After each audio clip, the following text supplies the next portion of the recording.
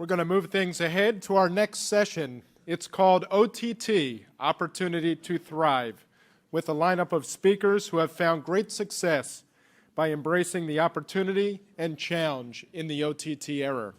I'd like to welcome your moderator, a good friend, Bridget Baker, president of Baker Media, and Bridget's all-star panel. Bridget, take it away. Wow, that was nice. Do I stand here? You can stand here. Good morning, everybody. It's still morning for a little bit. I think we're the last panel before lunch, but hello. It's nice to see all of you guys here in this gorgeous and elegant ballroom. We do have a fantastic panel here, and I think the way this has worked, I apologize because I have not seen all of the preceding panels, but you guys all know who's up here. Their bios are online, so I don't know if we've spent a lot of time going through that, but let me just dive right into it. And what we wanted to do, I think, is just let everyone sort of, starting with Colin, introduce themselves quickly and just explain sort of where they sit in the ecosystem in terms of OTT and what their different companies do. So with that, I'm going to turn it over to Colin. Thank you very much, Bridget. Hi, I'm Colin Petrie-Norris. I'm the CEO of a company called Xumo. Xumo is a direct-to-consumer OTT service, which has been in incubation or stealth mode for about 3 years. And we'll be launching through January next year, starting with our first deployment. Me personally, my background isn't in television. I'm actually from the world of online advertising and run some of the largest online advertising businesses in Western Europe and the US. And that's one of the sort of first distinctions around Xumo is we're approaching it very much from an angle of data and targeting and understanding the consumer very deeply in terms of what their preferences are, their interests, and their demographics. And using that, actually, we were talking a little bit earlier about how to discover content. We're using a lot of our engine in online advertising to help fulfill on that. The second differentiator about Xumo is that while we are a multi-screen, or will be a multi-screen OTT service, including mobile and tablet, we've prioritized the smart TV first. You heard earlier, Stephen from Roku was saying how hard it is to get distribution across smart TVs. We are not approaching we've been working with the smart TV business companies for a few years. We're not going to be an app in the smart TV. We are natively integrating into the operating system of the television, and will be carried on over 60% of smart TVs in the US from early next year. And this allows a content partner to integrate with us without building an app. We have our inbuilt monetization distribution, and also you can carry it in all of the biggest TV brands in the US. So that's it. Okay. Does Albert need a microphone? I got one. Albert. Thanks.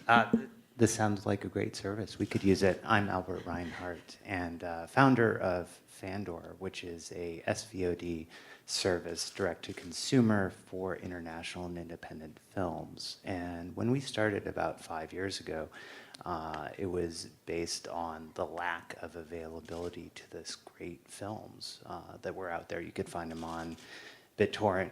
You could find them on YouTube. The transfer quality was always horrible. We wanted to create the festival experience online. So what we've really done back then, there were no services that you could just buy and roll out on. We built a lot of our own technology, streaming servers, apps for iOS, Android, Roku, and just recently Apple TV. And we meet the consumer in the social graph and in the interest graph. We're on Twitter and Facebook, and that's primarily our discovery platform. That's where the conversation is with our consumers, and that's where we're reaching out to them and then bringing them back into our app. So we're bringing all this great content and doing direct deals with filmmakers, with some smaller distribution partners, and then really bringing their content to a much wider audience than they can reach in a festival, or in some cases with our classic content, just content that is otherwise disappeared. Great. Okay, good. Thanks, Albert. Great. I'm Michael Riley. I'm the new-ish CEO of the KCETLink Media Group. KCET, we like to think of KCET as the original OTT broadcaster in Southern California. We've been the community and public broadcaster for 50-odd years before cable even existed. So for us, it's sort of back to the future with an OTT space. We're spending a lot of time reinventing ourselves actually around this concept of a content engine. And so for us, based in Los Angeles, based in the community, obviously we think one of the most creative communities in the world, it's really about how are we making sure to reinvent content for the communities that we serve. And for us, what's interesting about being a nonprofit is when you think about the commercial relationships as we move into this new space, along with all of our digital partnerships, we really have an open road to establish ourselves really as a content-first engine and focused on establishing partnerships and actually making sure that our content is as fully distributed as possible. We call ourselves KCETLink because we merged actually with another nonprofit, a satellite channel called Link TV that goes to just under 40 million homes here across both direct and dish. So as we think of ourselves, we think in the OTT space, we're just a wonderful partner to make sure that we're establishing content not only in Southern California to our 6.5 million homes, but also across the nation. So I think it's a really exciting time. One of the previous panels was talking about, and I'm sure all the panels have said the same thing, which is this is such a golden age of television. And for us, as what we call a cause-driven engine, this idea of putting content together to really bring a new generation of content subscribers or content audiences into this space away from a sort of an older demographics, which is where we've traditionally been working with these partners on stage is really exciting. My background, I was with the Walt Disney Company before this across both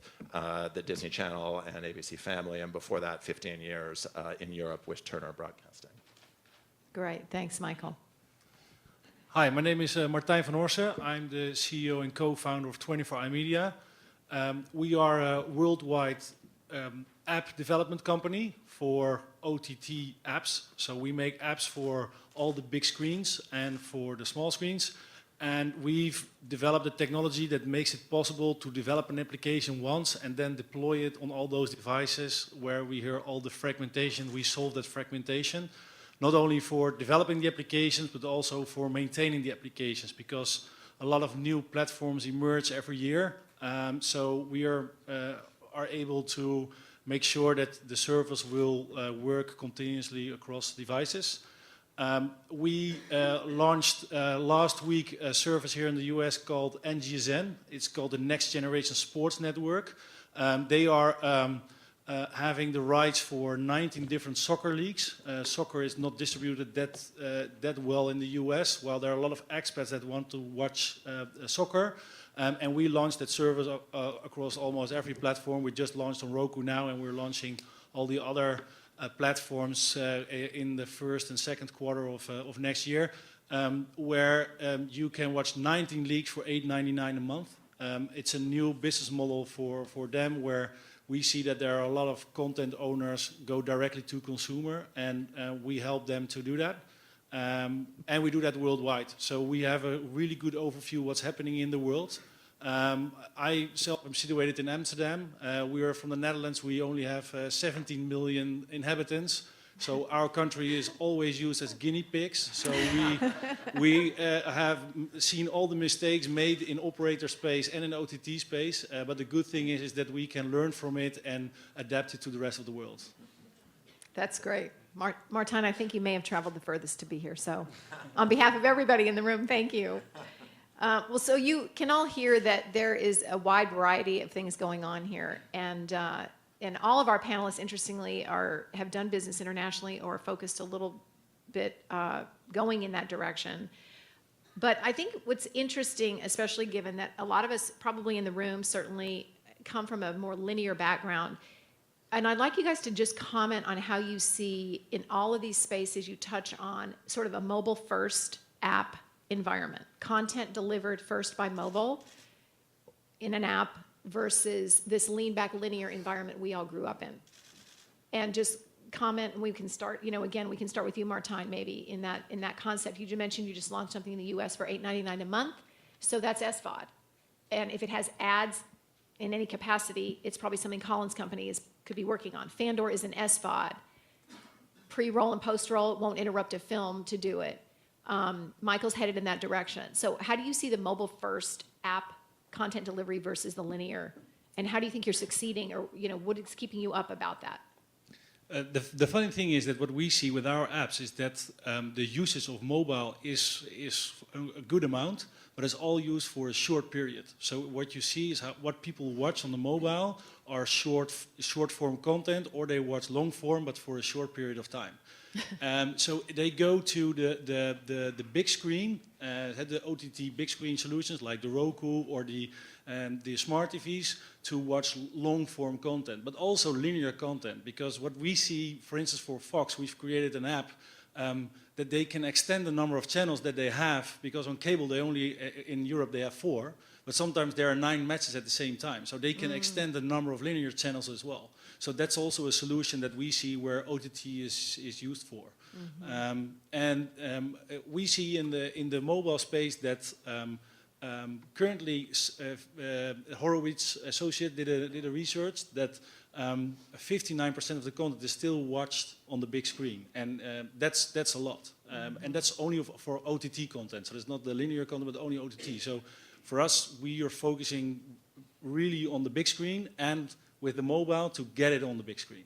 Interesting. Okay. Bridget, if I may, I think it's actually, there's 2 dimensions to that function, which is one is what the consumer wants and how they enjoy mobile content in the train, or sneak away a break in the office and watch a little bit of content, versus sitting down on TV in the evening saying, entertain me for 3 hours. Right. But there's also a very important second dimension, which is how easy is it to deploy, as a content provider. If you're going to deploy mobile, you've got to go Android and iOS. Arguably, there's a few versions of Android you've got to do. But you can get pretty good reach with 2 clients.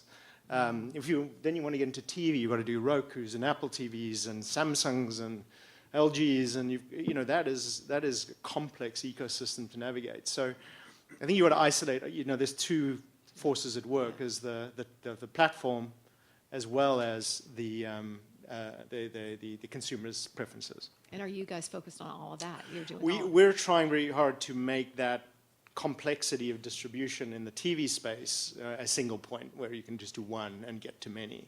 Right. And we're trying to. We think the TV is interesting because whether you're a set-top box or a cable provider, everything. The glass of the TV is the final barrier between the user's eyeball and the content and advertising ecosystem. So we're trying to get right into that sort of that prime position.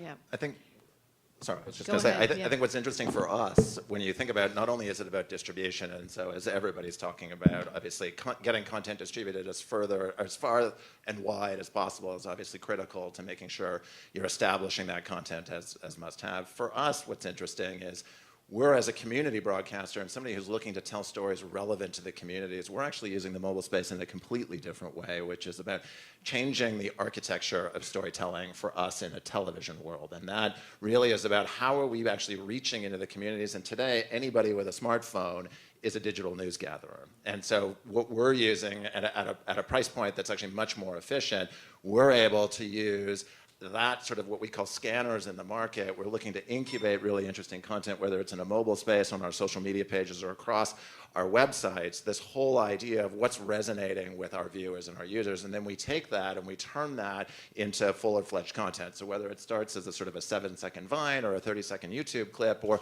whatever it is from a video-first storytelling capacity, we can then put resource behind that and turn that into a segment on one of our award-winning either news gathering shows or arts and culture shows, and actually bring that to the 6.5 million homes, and then further extend that to the 40 million odd homes. So we're very much a platform agnostic space as well, but we're really using the web capability and the sort of the digital interaction with those new millennials as really a place for them to come with their stories, and that is really sort of interesting for us.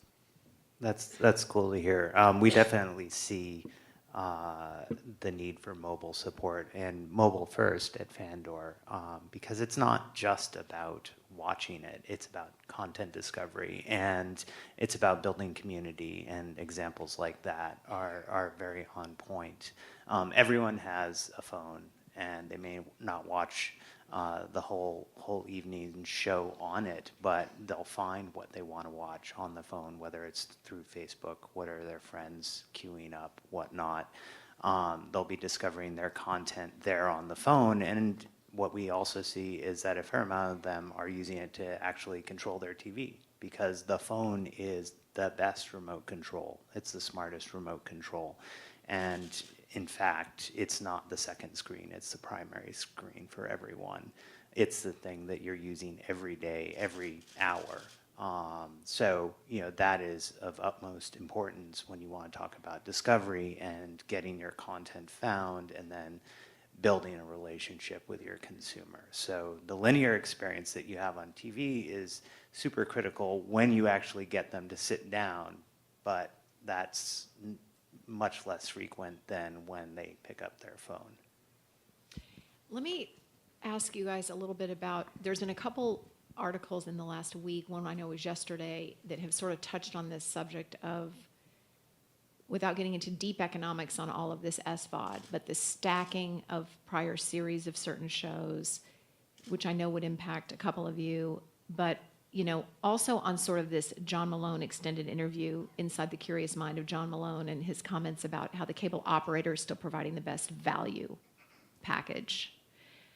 So maybe we can start with Fandor in terms of an SVOD play. How many of those types of content, individual purchases, do you think the average American home can sustain?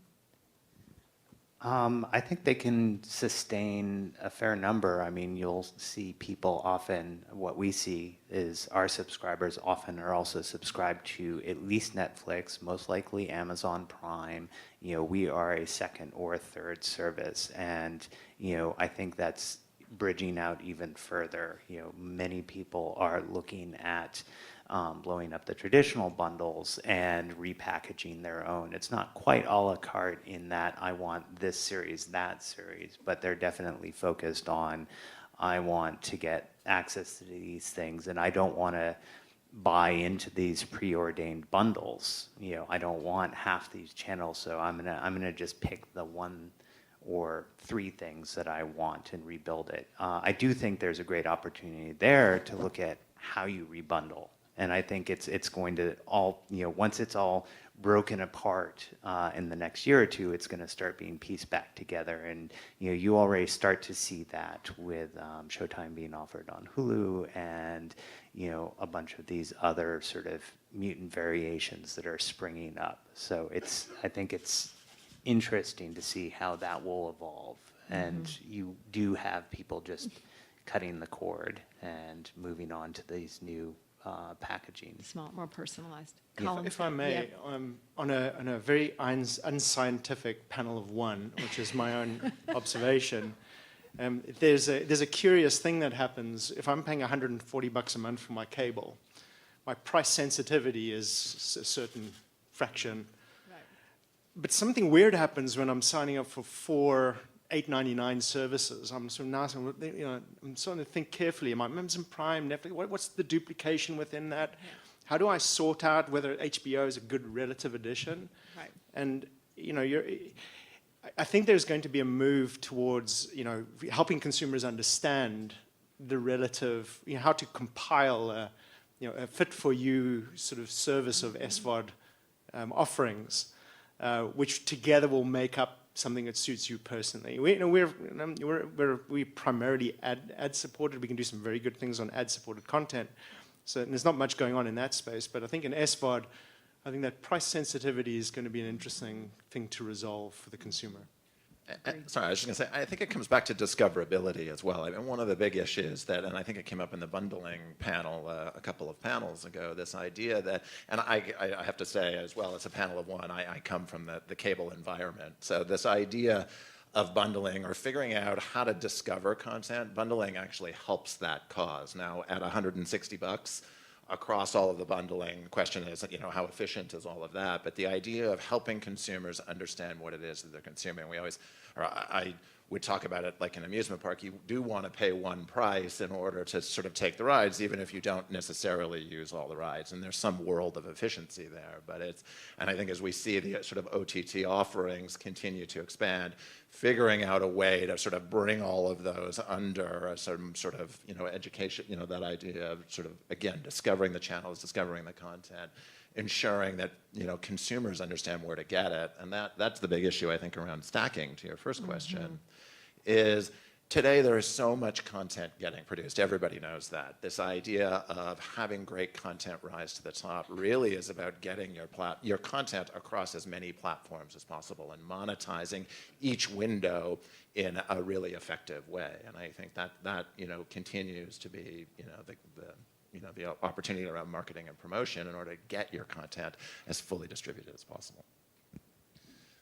What we see in the Netherlands is quite funny that there's a broadcaster that makes originals that they broadcast first on OTT to test how the younger people react on it. They do binge watching, so you can watch the whole series, and a half year later it's on TV.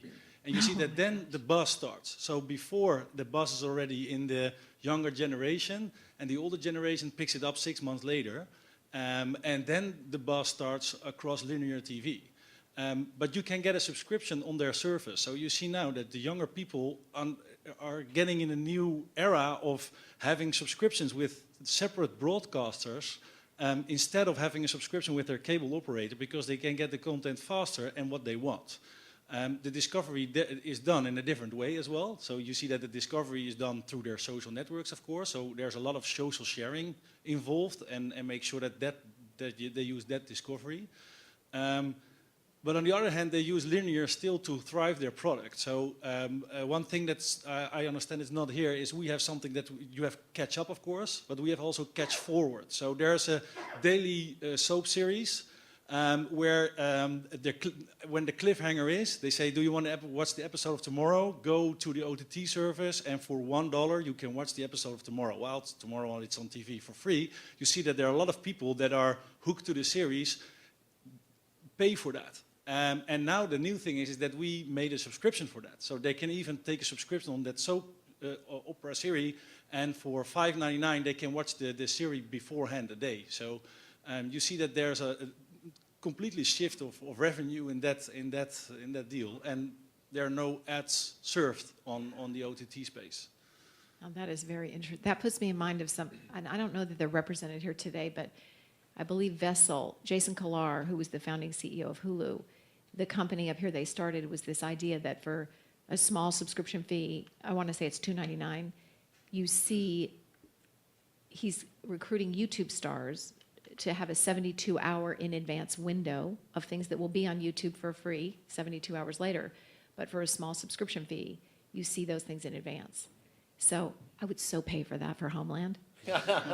I would definitely do that. I'm revealing a personal preference here, but that's such an interesting hook because it's the opposite. It actually has the customer there. It's like an impulse buy almost.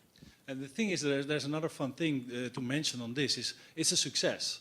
But now what they do with a lot of originals is that they are not finished recording and editing all the episodes. Right, the new stuff. Yeah, so for them now they have to schedule everything different so that they can work another week in advance. So they're not used to they're used to have a week to whatever make the new episode, but now they have to do 2 weeks because it's already broadcast on OTT. So for them it's a different business because everything is based on the specific timelines of the year when you produce series. So it's a challenge, but you have to solve it.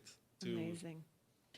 It puts me also, Colin, I think I was going to ask you, because it's your company that's going to start a consumer-facing product. And I think this whole concept of white labeling technology or being sort of behind the scenes, in a sense, you can function in this ad interactive world, but then you decide as a company, we're going to be consumer-facing. So talk a little bit about why that's a value when you can hear these guys all talking about discoverability, how do you rise to the top, who's curating all the mass amounts of content and under what brand environment? You know, we're part of a group of companies. The holding company is called Viant. It's a large online advertising business, which is a pure B2B company. We are also infamous for being the folks who bought MySpace from Rupert Murdoch. What year was that? And there's a good story there about consumer data and understanding consumer behavior, which is a longer conversation, often held with a beer in my hand rather than on a panel. But we have built up a lot of experience around how to support other businesses being successful online. They're helping them with their advertising, helping them reach customers, get new people to fly on their airline, and then for publishers who produce the media, helping fulfill against their advertising revenue targets. And so for us, it was sort of a natural, we're helping all these other companies be successful. So having our own brand, which we can use our engine to promote and deliver and power, was sort of a natural extension for us. So we're a bit of a hybrid. We're B2B on our advertising side, somewhat on the content side. We have some white label sort of partners, but ours is a peculiar situation of it's just one of our core capabilities made sense to go to the consumer. The other thing, I know we've got about, 10, a little bit over a few minutes, and I want to leave definitely a little bit of time for questions from the audience.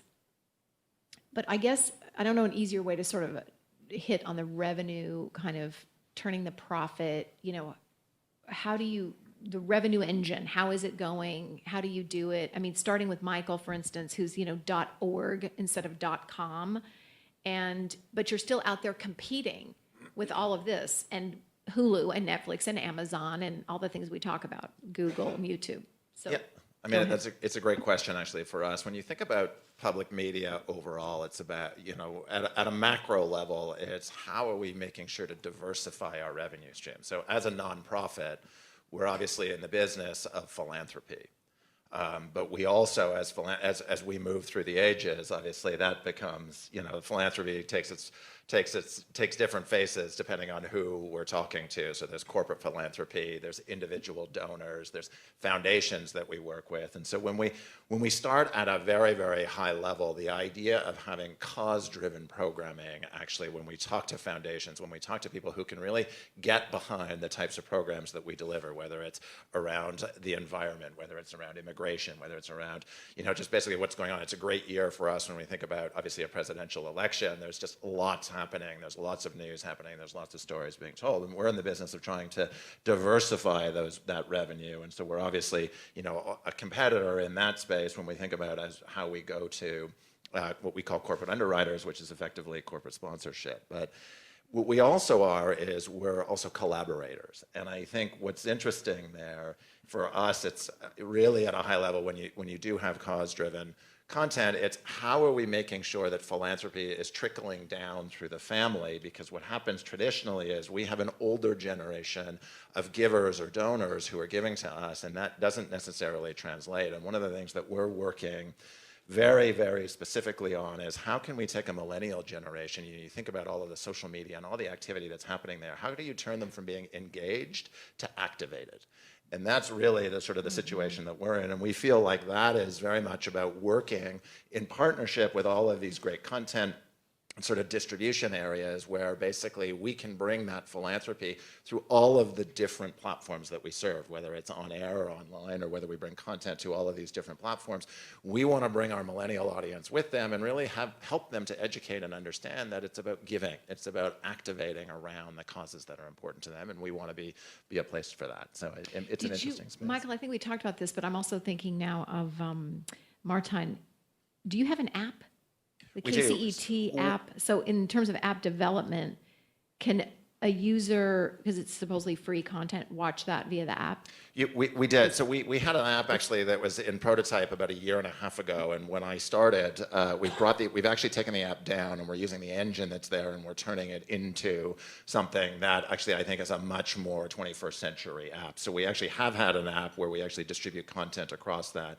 We've just literally, we took it down about 3 months ago and we're in the midst of actually putting it back up. So hopefully actually we have a date in early in the new year Yeah. to relaunch it. But for us, that's the interesting place, which is because our commercial model isn't really a commercial model. that's- Our ability to get our content distributed across as many platforms as possible is really critical. And so we want to be, we have a Facebook player, so you can watch all of our content on our Facebook pages, but we are in the midst of doing an app because the reason that we've taken it down is, again, it goes back to the revenue question. It's not just about streaming the content. It's not just about the on-demand content. We want to make sure that if you're activated by the content, you can also donate. And that, for us, is a really important piece of the puzzle.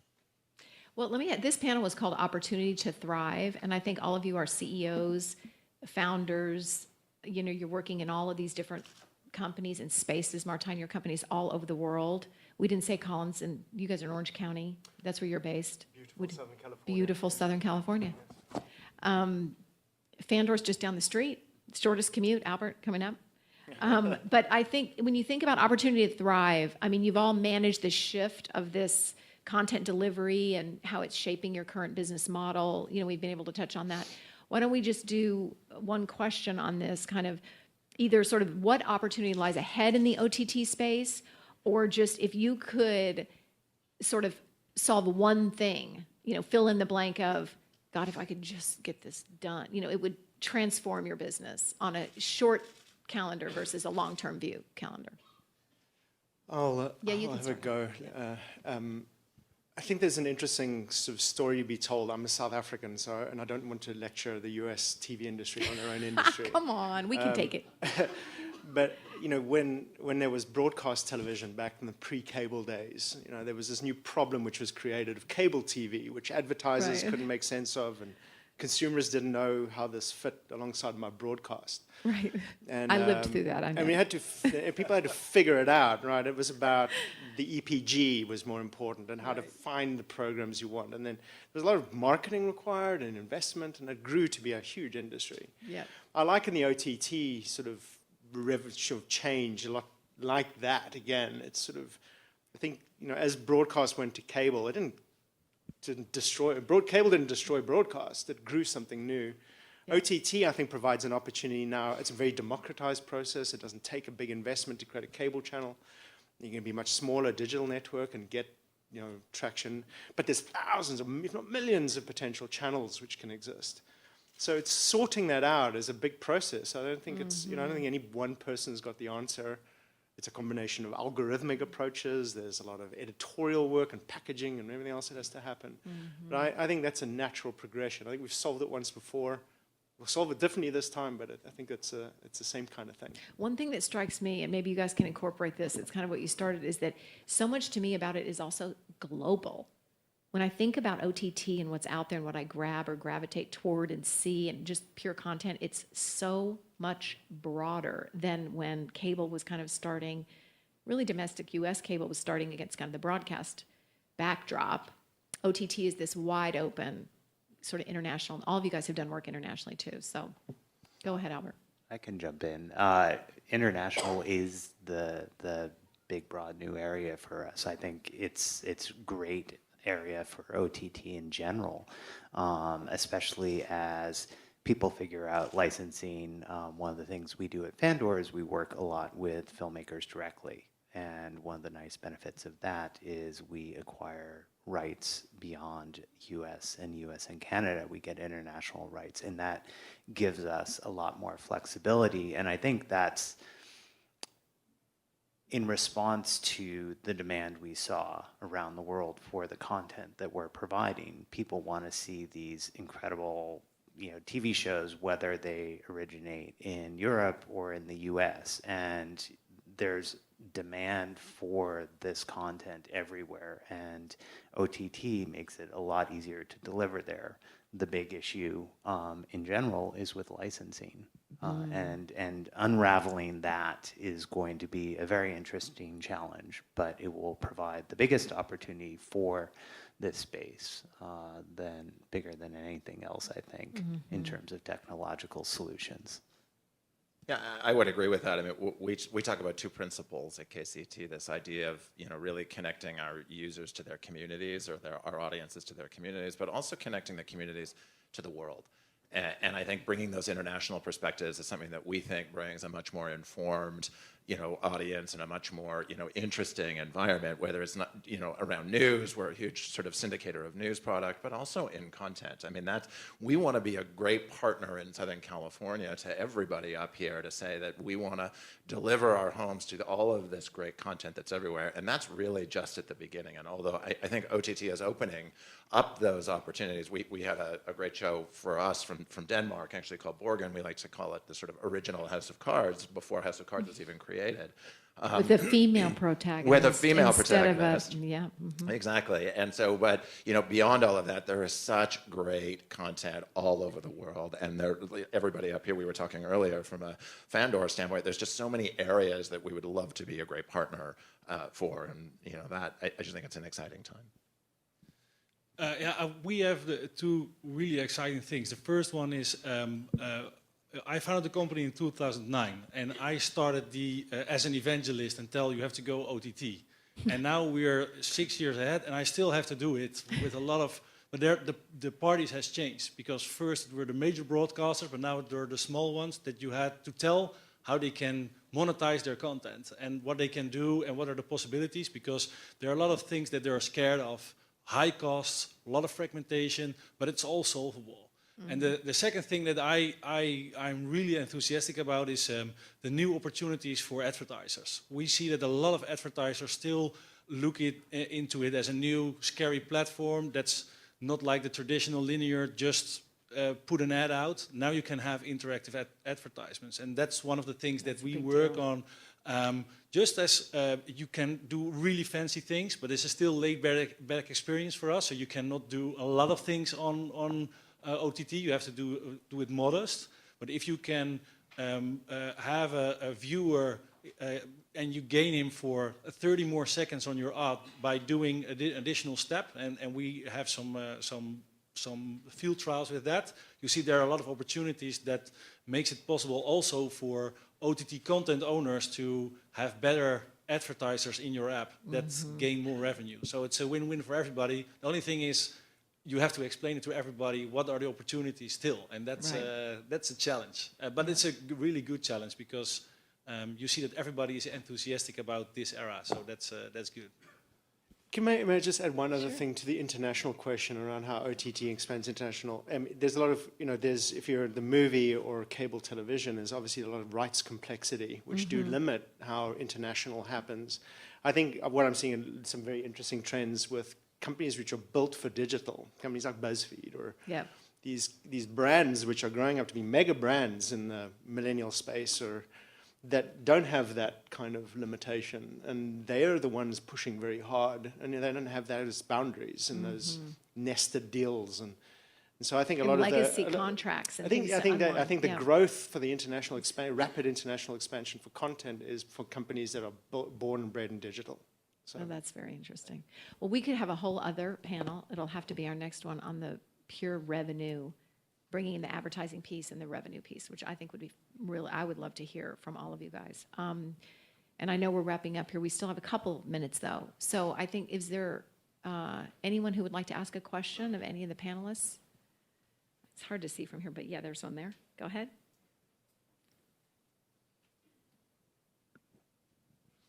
Thank you so much for a great discussion. I think in particular for Albert and Michael, you alluded to content that you were getting from, I don't want to say user-generated, but I'll say undiscovered creatives.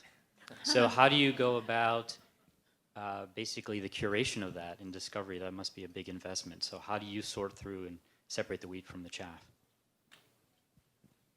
Sure. For us as a public broadcaster, there isn't a lot of money involved, so there's a very initial conversation that is and actually, also some restrictions, not to interrupt, but there's not a lot of money, and also there's a lot of guardrails around it. It's a public broadcaster, so you can't put everything up there that you... There is and there isn't, and actually one of the reasons that I love being on this panel is that everybody thinks of public broadcasting as such a traditional media, and I always like to start with this idea that we're one of the original OTT broadcasters and move away from that. But the idea is what it allows us to do, and it's very similar to when people talked previously about sort of digital studios, whether it's the Collective or a lot of the sort of the places that are out there, Machinima. this idea of discovering content. Everybody is a journalist today. So this idea of what we will do is we'll curate, we actually use a lot of sort of internet tools, interactive tools that allow us to say, wow, this is, we're getting a lot of either views from our Facebook page or on our social media. We have a Roku channel. This idea of stories that are resonating, we'll then reach out to those people and say, hey, something's going on here. Do you want to come in? Do you want to talk to us? We just want to sort of get an idea of that. And people, in our standpoint, there aren't as many limitations as you'd think. And we're very, very big at making sure that we tell the story in depth. That's the thing about public media. We have an opportunity. It's not just quick bites. We want to turn this into something. We want to invest in this using the technology that we have. Come in, talk to us, and sort of use that. So we'll do that, but we don't put them under contract. We don't work with them in that way. We make sure all the rights are cleared and all of that stuff. But the idea is, look, we're going to give you a platform. If it's really good, we'll get you to 6.5 million homes, and then we're thrilled to put you back into the environment and have you grow and expand your storytelling capabilities. And just from a for-profit startup's perspective, the only thing that's really expensive is time. How can you go out and watch all these films? You can't. You try. But there's the internet. You do have established organizations like festivals that are already vetting some of the content that you're seeing. So you look to those, you look to the social networks, and you look to other places to help give you some sense of the context of all these pieces of content that you could be licensing, and then you pick and choose as you see best fits. But I think as a go forward on a lot of this and what I experienced, and I guess when I was thinking restrictions, I was thinking more how edgy can you be? I mean, coming out of a big broadcast mentality, the contrast of a Vice Media, for instance, and what you might have to do in terms of foundation dollars and donors, you might have to have some guardrails around. No, exactly. That's what I was We're careful about. But you have to be, yeah. Yeah, it's careful, But and it's we are not- FCC regulated as well. So there's that aspect of it. Yeah. So there's that. But I piece. think to the point that also Albert's making too, this curation concept, community concept, and sort of the content is, that whole part of it. As you say, the festivals are there sort of curating on your behalf, but curation is a big challenge of just getting it out there, like the Fandor brand or the KCET brand. So anyway, I know we're technically out of time. I just want to thank all of you, Martijn, Michael, Albert, and Colin. You guys are amazing, and it was great, and thank all of you. Thank you very much.